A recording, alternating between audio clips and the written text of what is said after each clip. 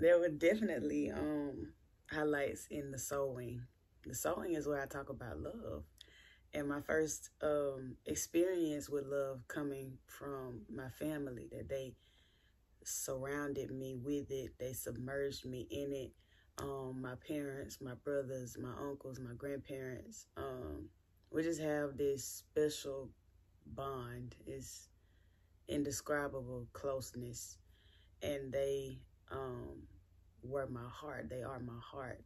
And it was important, though, that I iterate that I knew what love was, because whenever I transition to the next seasons in my life and in the book, I never want to come off as a victim, because I had been taught and I had experienced love unmatched. And my family also introduced me to the love of God. They introduced me to who he was, and he had loved me. He had loved me. I had not completely received it. I didn't really understand it. But I knew who he was. I knew that what he expected of me, he wanted for me, what he wanted for me was as a result of his love. And the sewing I try to capture that. I try to express that I know and I knew who love was and what love was. And it's because before there was romantic love, I had it all around me. And it is in the sewing that I talk about falling in love. And falling in love was the easiest slip. It was unplanned, it was unscheduled, but it took zero effort to fall into love with someone else. And I appreciate the pages in the sewing that talk about how rich that was, because I need to be reminded of it in the moments that I'm later confronted with shame. It helps me to settle, to know, like, this place was not born from abuse, from fear, from damage. This was raw. It was real. It felt amazing. And every moment that I stayed, whenever it was time to leave, is more easy for me to deal with and forgive myself through, when I remember you didn't stay because it hurt. You stayed because of this part. You stayed because this was real and it changed you. And there is no shame in love. There is no shame in this. And I'm reminded of that when I read about falling in love in the sewing. When I'm reading 731 and I'm reading Frenzy, like, no, if you stayed, this is why you stayed. To save this, to protect this, to keep this, to make this last as long as you could. And it should be remembered. The good should be remembered.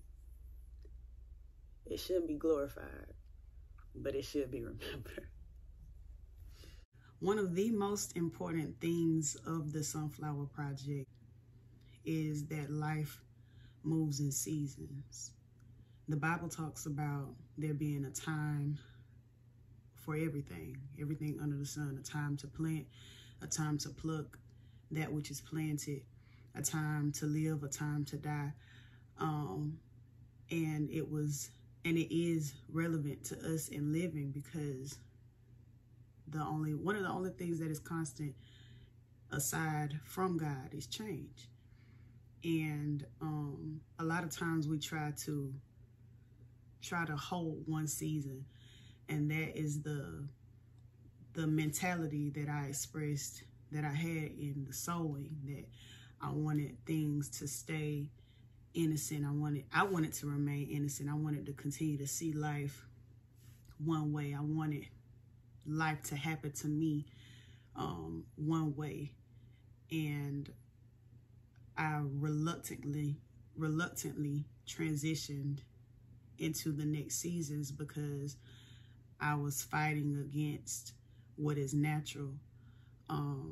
We like to hold on to what we feel like is good.